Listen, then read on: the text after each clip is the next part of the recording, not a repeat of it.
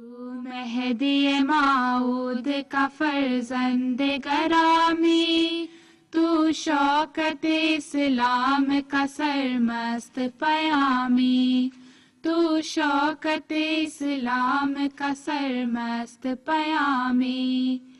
इस्लाम की दुनिया में इशाअत तेरा मकसूद, ऐ मुस्लिह माऊद, ऐ मुस्लिह माऊद, ऐ मुस्लिह माऊद, ऐ मुस्लिह माऊद। La véracité des prophètes est démontrée par l'accomplissement des prophéties qu'ils font. Le fondateur du mouvement Ahmadiyya en islam, Hazrat Mirza Ghulam Ahmad alayhi salam, le Messie promis, était le bénéficiaire de nombreuses de prophéties. L'une des révélations les plus inspirantes concerne celle sur la venue du Musleh Maud ou réformateur promis. Le 20 février 1896, le Messie promis alayhi salam annonça que Dieu lui révéla la bonne nouvelle qu'il sera béni d'un fils. La révélation était ainsi: un garçon beau et pur te sera accordé. Il sera extrêmement intelligent, compréhensible et doux du cœur. Il sera doué d'une connaissance séculaire et spirituelle. Sa renommée se répandra dans le monde entier et les gens auront beaucoup de bénédictions à travers de lui. Cette prophétie du Messie promis alayhi salam est connue comme la prophétie Al-Musleh Maud ou le réformateur promis. Conformément à ces paroles, le Messie promis alayhi salam eut un fils le 12 janvier 1889 à Qadian en Inde. Hazrat Mirza Bashiruddin Mahmoud Ahmad Raziyallahu ta'ala anhu fut plus tard le deuxième calife. Sa vie était remplie d'accomplissements extraordinaires et il fut un écrivain prolifique, un érudit et un chef spirituel. Dès son plus jeune âge, Hazrat Mirza Bashiruddin Mahmoud Ahmad portait une attention particulière au Saint-Coran et aux traditions du prophète sallallahu alayhi wa sallam. Son tuteur était le premier calife, Hazrat Maulvi Hakim Nuruddin Raziyallahu ta'ala anhu. La contribution de Hazrat Mirza Bashiruddin Mahmoud Ahmad Raziyallahu ta'ala anhu à la Jamaat commença très tôt. À l'âge de 17 ans, il organisa un comité littéraire, le Tashhizul Azan, un magazine trimestriel consacré aux valeurs spirituelles, et cette publication est appréciée par nos enfants car il est toujours publié sous le même titre aujourd'hui. Quand il n'avait que 19 ans, son père, qu'il aimait tant, décéda. Et se tenant à côté de son défunt père, Hazrat Mirza Bashiruddin Mahmoud Ahmad fit une promesse, comme quoi, même si tout le monde t'a abandonné et que je me retrouverai seul, je me tiendrai à la racine de ton allégeance, au but dont tu as été envoyé sur terre, et je ferai de tout mon possible pour continuer ta mission. Le deuxième calife vécut 57 ans après qu'il ait fait cette promesse, et chaque jour de sa vie donne un témoignage de l'accomplissement de cette promesse. En 1914, il fut élu comme deuxième calife alors qu'il n'avait que 25 ans. À l'époque, la Jamaat n'était pas très grande, mais le plus grave était le fait que certains membres de la communauté avaient contesté son élection et ils se sont dissociés de la Jamaat. Ils protestèrent sur le fait qu'un aussi jeune homme était inapte à être le calife pour toute la communauté. Comme il avait tort, le khilafat de Hazrat Mirza Bashiruddin Mahmoud Ahmad Raziyallahu ta'ala anhu était couronné de succès et son khilafat pas au témoin de sa capacité d'être le deuxième calife, le fils promis. En avril 1914, un mois après son élection, il avait formé l'organe consultatif, aussi connu comme le Ashura, et cela devint une institution permanente en 1922 pour la communauté. Le Shura est convié annuellement ou à chaque fois qu'il y avait des décisions importantes à prendre pour la communauté. Cette idée bénie est une grande et unique caractéristique de la Jamaat Ahmadiyya. Hazrat Mirza Bashiruddin Mahmoud Ahmad Raziyallahu ta'ala anhu était bien au courant des besoins religieux et éducatifs des femmes Ahmadis. Alors, il établit l'organisation de la Lajna Imaillah en 1922. Le magazine Al-Misbah a été introduit en 1926 à l'intention de cette organisation. Pour les besoins éducationnels des filles, le collège Nusrat Girls a été établi en 1928. Et en 1951, la Jamia Nusrat, où le collège des femmes commença à fonctionner à Rabwa, au Pakistan. Les filles Ahmadi avaient enfin la possibilité d'avoir l'éducation près de leur maison. L'éducation religieuse et laïque était enseignée dans ces écoles. En décembre 1938, la Khuddam ul Ahmadiyya, une organisation pour les jeunes hommes de 15 à 40 ans, fut établie. L'Atfal ul Ahmadiyya avait aussi été établie pour s'occuper des garçons de moins de 16 ans. En 1940, le Majlis Ansarullah avait été établi pour les hommes de la Jamaat ayant plus de 40 ans. Ces organisations auxiliaires de la Jamaat sont restées les mêmes jusqu'à maintenant. Chaque membre de la Jamaat travaille ensemble et démontre un esprit d'équipe et de fraternité en essayant d'inculquer des valeurs spirituelles en eux. La Madrasa Ahmadiyya, qui avait été établie pour les instructions religieuses, a été élevée à la statue de Jamia Ahmadiyya par le deuxième calife en mai 1928. Cette institution avait pour but de former des membres de la communauté en missionnaires pour propager l'islam à chaque coin de la terre. L'objectif principal de la communauté d'Ahmadiyya, c'est la propagation du message de l'islam. Pendant son khilafat, Hazrat Mirza Bashiruddin Mahmoud Ahmad Raziyallahu Ta'ala Anhu avait pris de grandes mesures pour pouvoir atteindre son but. Après son élection comme khalifa, il commença la traduction du Saint-Coran en anglais, avec des notes explicatives pour pouvoir délivrer le message de l'islam aux pays européens.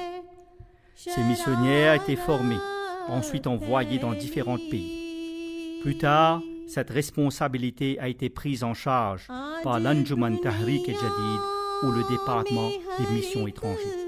La première mission de la Jamaat Ahmadiyya, établie sous le deuxième calife, était à l'île Maurice.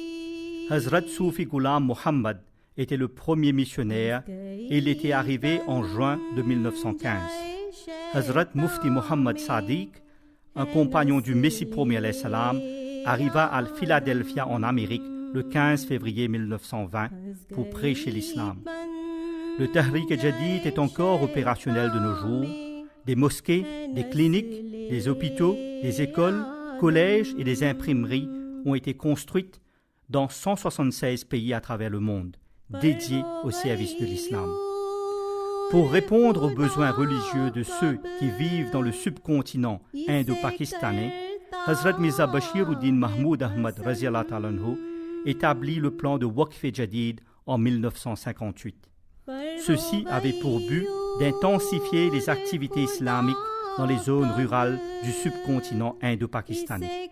Hazrat Mirza Bashiruddin Mahmoud Ahmad inspira la communauté à inculquer l'esprit de sacrifice spirituel.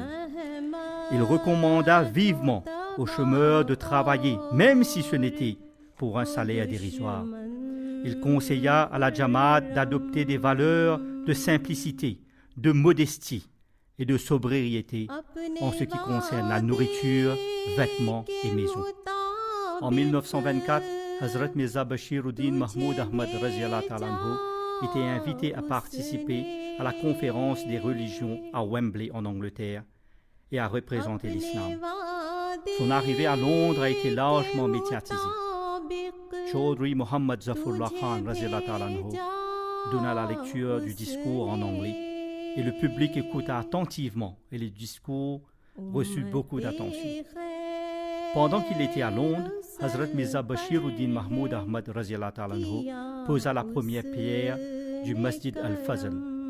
Hazrat Mirza Bashiruddin Mahmoud Ahmad était très intelligent. Il avait la capacité de traiter tous les sujets possibles. Rien n'était difficile pour lui. Il pouvait parler sur l'existence de Dieu, la prière, des décrets divins, l'adoration, les bénéfices des lois divines, la vie après la mort ou le paradis et l'enfer et leur réalité.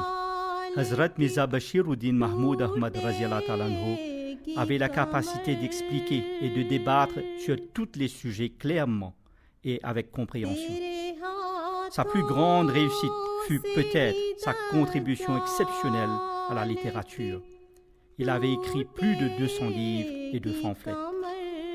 Même s'il n'avait pas de qualification séculaire, il avait clairement les qualités qui avaient été promises par Allah en matière de religion et aussi bien dans la connaissance générale. Au début des années 1913, Hazrat Mirza Bashiruddin Mahmoud Ahmad Raziyallahu ta'ala anhu avait lancé le Al-Fazl, un journal hebdomadaire de la Jamaat et qui existe toujours aujourd'hui. Hazrat Mirza Bashiruddin Mahmoud Ahmad a écrit le Tafsir-e-Saghir, un bref commentaire du Saint-Coran, et le Tafsir-e-Kabir, un commentaire plus détaillé sur le Saint-Coran, qui a été décrit comme un océan de connaissances. Cet commentaire de 10 000 pages contient une exposition des milliers de vérités spirituelles et des secrets cachés du Saint-Coran, dont beaucoup n'ont pas été présentés auparavant. Le 20 septembre 1948, la Jamaat a dû faire face à un bouleversement majeur suite à la partition de l'Inde et du Pakistan. Le centre de la Jamaat a dû être transféré de Qadian en Inde à Rabwa au Pakistan, qui était alors un terrain désert. 313 volontaires avaient été élus pour rester à Qadian pour protéger les enceintes sacrées de la Jamaat. Dans le groupe, il y avait Hazrat Mirza Wasim Ahmad, le fils de Hazrat Mirza Bashiruddin Mahmoud Ahmad Raziyallahu ta'ala anhu. C'était en effet un moment très dur pour la Jamaat en Inde, qui était entourée de forces hostiles. Mais malgré tout cela, la Jamaat a pu s'établir et s'épanouir à Rabwa. Hazrat Mirza Bashiruddin Mahmoud Ahmad Raziyallahu ta'ala anhu lança le plan de Waqf-e-Zindagi pour qu'on puisse dédier sa vie au service de l'islam. Il établit aussi le Sirat al-Nabi, une réunion publique pour présenter au monde la vie et le caractère du saint prophète sallallahu alayhi wa sallam. Il avait aussi institué l'observance du Religious Founders Day, qui avait pour but de célébrer la vie des fondateurs de toutes les grandes religions.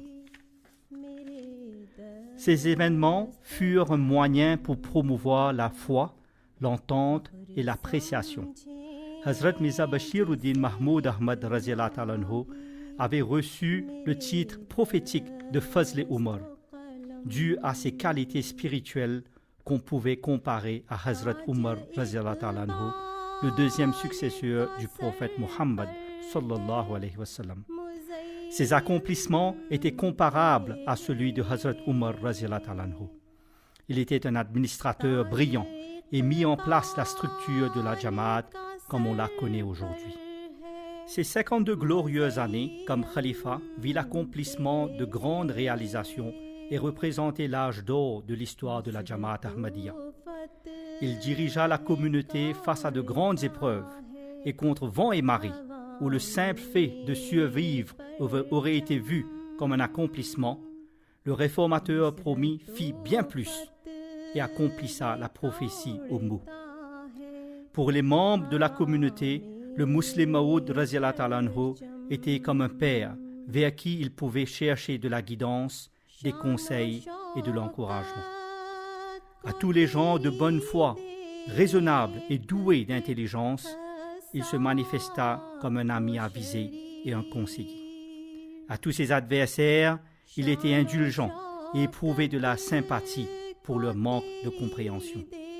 Et pour les affligés, il était sans discrimination, une source de confort et de soulagement. Son décès, le 9 novembre 1965, plongea les membres de la Jamaat dans une profonde et intense chagrin.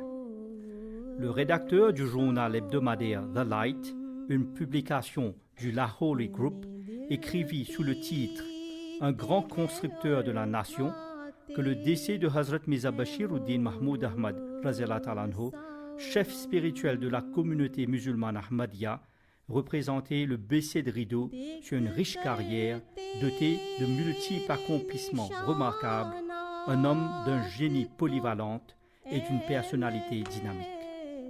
En 1961, à l'occasion de la convention annuelle de la communauté, Hazrat Mirza Bashiruddin Mahmoud Ahmad Raziyallahu ta'ala anhu déclara « dépendant de la volonté de Dieu, mon nom sera préservé à vie dans ce monde. Bien que je vais mourir un jour, mon nom ne sera jamais effacé de l'histoire. Cela est le décret de Dieu. À l'occasion de la célébration du centenaire de la Jamaat, un des fils du deuxième calife, Hazrat Mirza Tahir Ahmad Raziyallahu ta'ala anhu, qui était lui-même quatrième calife du Messie premier alayhi salam, déclara: faites de sorte que nous entrons dans ce nouveau centenaire avec la détermination que nous allons répondre positivement à l'appel du Musleh Maud Raziyallahu ta'ala anhu, dont chaque étape de la vie était un accomplissement de cette prophétie. Si vous répondez à cet appel, vous allez vivre l'âge du Musleh Maud Raziyallahu ta'ala anhu. Si vous vivez l'âge du Musleh Maud, vous vivrez l'âge du Messie premier alayhi salam, le plus grand amoureux du saint prophète sallallahu alayhi wa sallam. Et si vous vivez l'âge du Messie premier alayhi salam, vous êtes assuré, selon le Saint-Coran, que vous vivrez l'âge du saint prophète sallallahu alayhi wa sallam. Un temps viendra où tout homme proclamera tous ensemble que la miséricorde d'Allah soit sur ce grand serviteur de l'islam qui sacrifia sa vie pour cette cause.